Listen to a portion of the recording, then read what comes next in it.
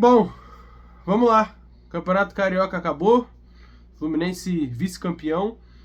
Mais um ano aí sem título de Campeonato Carioca. Nosso último título foi em 23, exatamente contra o Flamengo. Mas perder um título sempre dói, mas dessa maneira como foi essa última final, eu acho que dá aquela frustraçãozinha um pouco maior. Nesse vídeo eu vou falar um pouco sobre o jogo, vou falar também sobre e agora, o que esperar do Fluminense para esse restante de temporada e sobre as mudanças que nós torcedores esperamos que o Zubeldia faça no time a partir de agora. Então, vamos lá. Vamos começar aqui falando da derrota chata. São aí quase 48 horas pra gente pensar, pra gente refletir, pra gente continuar triste. Mas o Fluminense acabou ali perdendo nos pênaltis. E uma final amarrada, uma final feia, uma final que qualquer um dos dois poderia ter vencido. O Flamengo teve uma chance clara ali com a Arrascaeta, o Fluminense teve uma com o Lúcio Acosta. Eu não concordo muito com quem diz que o Fluminense poderia ter ido para cima. Eu acho que o Fluminense fez o jogo que tinha que fazer. O Flamengo, cara, é uma seleção do outro lado. Só você ver o nível de mudanças do Flamengo e o nível de mudanças do Fluminense. No Flamengo entraram o Paquetá, entraram o Cebolinha, entrou o Luiz Araújo, que seria titular no Fluminense hoje também.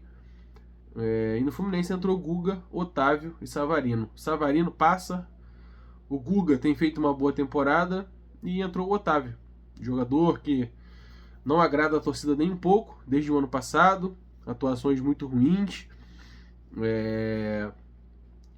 declarações infelizes sobre a torcida e um cara que nunca caiu nas graças do torcedor do Fluminense.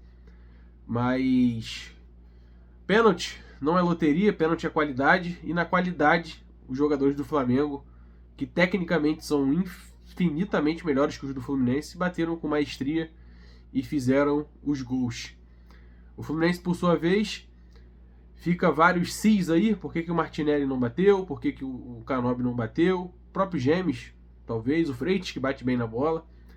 Sobrou pro Otávio, que assumiu a cara, botou a cara a tapa ali. Poderia se consagrar, mas também poderia acabar de se queimar, e foi o que aconteceu.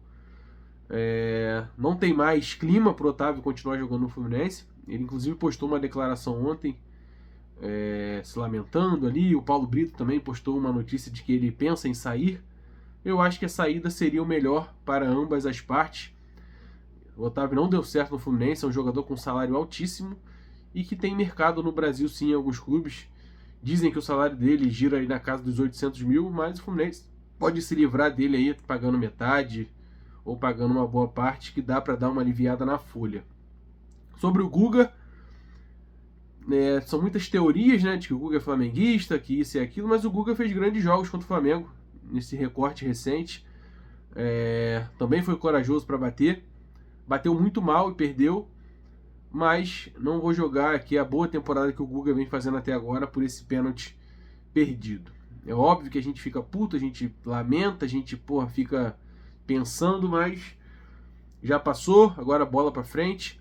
O Fluminense volta a campo já na quinta-feira contra o Remo, depois tem um jogo contra o Atlético Paranaense, depois um jogo contra o Vasco, depois um jogo contra o Atlético Mineiro. São 4 jogos aí para emendar, 4 vitórias seguidas e fazer esse casamento aí com a torcida que vinha muito bem voltar. Casamento que eu digo dentro de campo, porque fora de campo ainda existiam muitas críticas, principalmente pela demora das contratações, jogadores criticados, né, como Freitas, como Everaldo, que já saiu, o próprio Otávio, o René, que alguns pegam no pé. Eu acho que o René fez uma boa temporada no ano passado e fez um bom jogo também, mas óbvio que o Arana tecnicamente entrega muito mais. Entrou e bateu o pênalti, bateu muito bem. Fica ali também o questionamento, por que o Arana não foi o terceiro a bater, para abrir ali aquele terceiro gol e jogar a pressão ainda mais para cima do Flamengo. Mas o jogo já passou, agora é lamentar. O Flamengo aí emendou o tricampeonato, distanciou aí para 40 agora. O Fluminense são 6 títulos na frente. E o Fluminense agora tem que pensar aí no Brasileirão, na Libertadores, na Copa do Brasil, que são as competições que restam. Falando em Brasileirão, a gente vem muito bem, apesar da derrota contra o Palmeiras na última rodada. O time tem 7 pontos.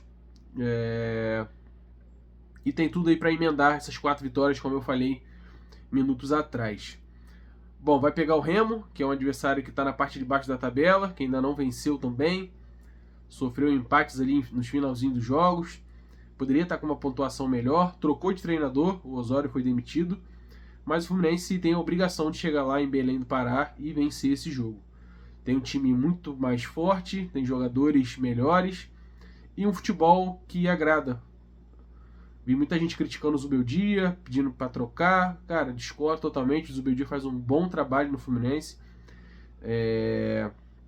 E a tendência é que com os reforços desse time melhore. Sim, são jogadores que são apostas, mas que chegam com boas recomendações, com bons números, no caso do Mijan.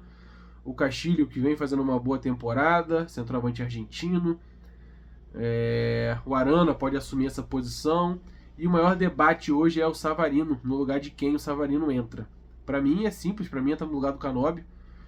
Serna e Canóbio entregam taticamente parecidos. O Canóbio, óbvio, corre mais, mas o Serna também entrega.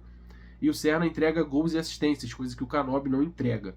Então eu começaria com Savarino, Serna e Castilho já nesse jogo contra o Remo, porque o John Kennedy vem de 14 jogos, jogou todos os jogos da temporada, John Kennedy. Então, pode ser que o rendimento dele venha caindo justamente por isso, a parte física. Ele e o Freitas foram os que mais jogaram na temporada, né, depois do Fábio. Mas eu faria essas mudanças já de cara. Também botaria o Arana no lugar do René. Vamos ver. Eu acho que o Arana tem que ter mais jogos em sequência para a gente ver se ele vai assumir essa posição ou não. Na lateral direita, eu não tenho gostado do Samuel Xavier na temporada. Eu entraria com o Guga, apesar do pênalti perdido, com bola rolando, o Guga tem entrado bem. Ele entrou mal contra o Flamengo, ele perdeu uma bola ali numa parte do jogo, mas na maior parte da temporada ele tem feito bons jogos. O que esperar do Fluminense nesse restante? Né? Acho que o Fluminense tem um bom time para brigar por Libertadores, talvez por título também, se manter essa campanha fortíssima jogando dentro de casa e conseguir beliscar pontos fora. E pontos fora a gente não pode perder para esses times da parte de baixo. Já arrancamos um ponto do Bahia, que é um adversário que vai brigar em cima. Perdemos para o Palmeiras. E agora tem um jogo contra o Remo, que é jogo para pontuar com 3 pontos. O Fluminense não pode se ficar satisfeito com o empate, porque é um jogo para vencer. Copa do Brasil e Libertadores, o Fluminense mostrou que é um bom time em mata-mata. Eliminou o Vasco, na temporada passada eliminou o Bahia, eliminou o Grêmio recentemente na Libertadores, fez bons jogos contra o Flamengo também, então eu acho que é um time sim para brigar também nos mata-matas, mas vamos esperar os sorteios aí, principalmente da Libertadores, que acontece no próximo 19, na próxima semana. Copa do Brasil também ela vai afunilando ali, e o Fluminense tem tudo para poder seguir aí com a sua força no Maracanã e brigar na parte de cima da tabela. Sobre o elenco praticamente fechou, né? Chegou o Alisson também agora por último. Acho que o time melhorou bem assim do que era no começo do ano para agora. São jogadores interessantes.